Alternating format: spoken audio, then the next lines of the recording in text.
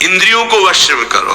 नेत्र सबसे खतरनाक, इनको बहुत सावधान रखो। बहुत बहुत एक चंचलता, नेत्रों की चंचलता।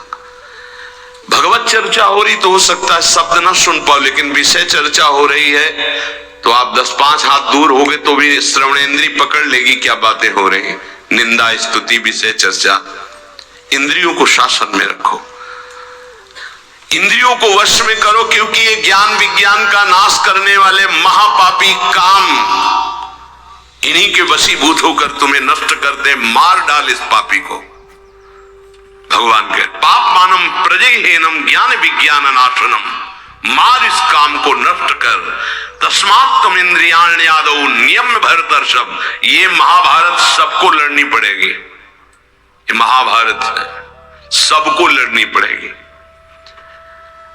अगर आपको अपने स्वराज्य सिंहासन पर बैठना है, मुक्त होना है, तो ये युद्ध स्वीकार करना पड़ेगा, ये चुनौती स्वीकार करनी पड़ेगी।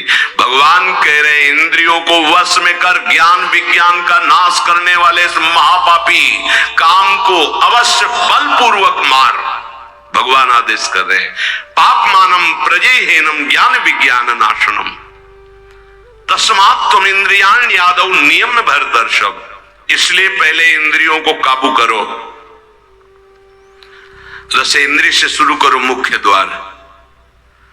ये ज्यादा रजोगुणी भोजन पाने पर ये चंचल होती। जब ये चंचल होती तो हर इंद्रियों में चंचलता। इसको संभालो।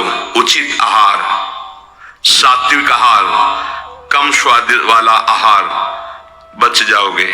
ज्यादा स्वादिष्ट पाने की कोशिश मत करो। अगर रसेंद्रीय स्वाद नहीं छोड़ पाए तो जनेंद्रीय का स्वाद छोड़ पाना बड़ा कठिन हो जाएगा। इंद्रियों को विषयों में संयोग मत होने दो। भोग बुद्धि से प्रवृत्त ना करो। केवल जीवन निर्वाह बुद्धि से प्राण पोषण के लिए पहले यहीं से शुरुआत करो। रसेंद्री से प्राण पोषण के लिए अन्न जा रहा है, स्वाद के लिए नहीं।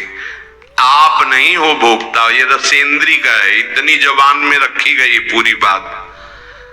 यहां के नीचे कोई मतलब नहीं है क्या जा रहा है, इससे यहां कोई स्वाद नहीं। बस ये 2 अंगुल 3 अंगुल का खेल है।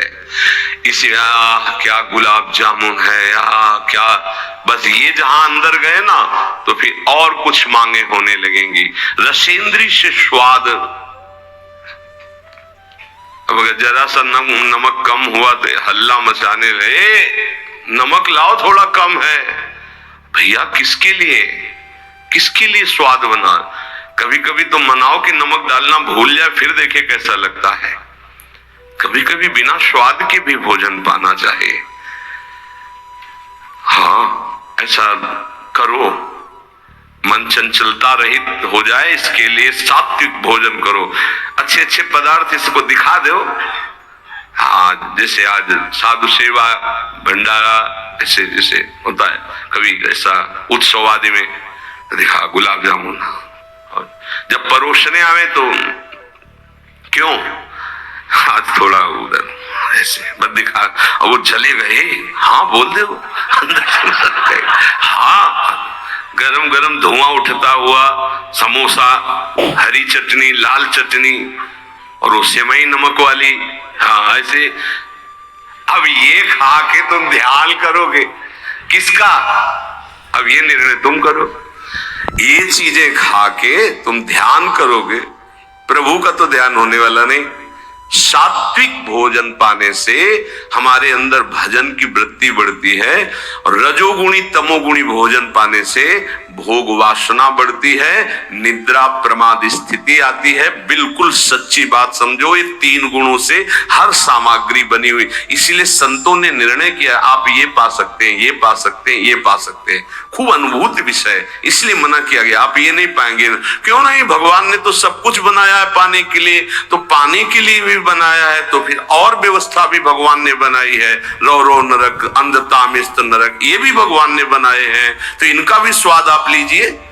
सावधान, शतोगुणी भोजन संयम पूर्वक पाइए नाम जप करते हुए, और इतना कि बस लगे कि हाँ, थोड़ा वजन लगने लगे कि हाँ हो गया, बंद कर दो, शाम के फिर पा लेना। कोई तुम्हें तो ये है नहीं कि पता नहीं मिले कि ना मिले, कई दिन मिले कई दिन ना मिले, उसमें होता है कि अब जो मिला है डाल लो, पता नहीं कई दिन बाद मिले। तो आप लोगों को तो एक मिलता है, तो संयम में आपके प्रयास व्यवस्था श्री जी ने सबकी कर दी। तो संयम से आहार, और अच्छे पदार्थ ना लो तो अच्छा है, अगर लो तो बहुत कम लो।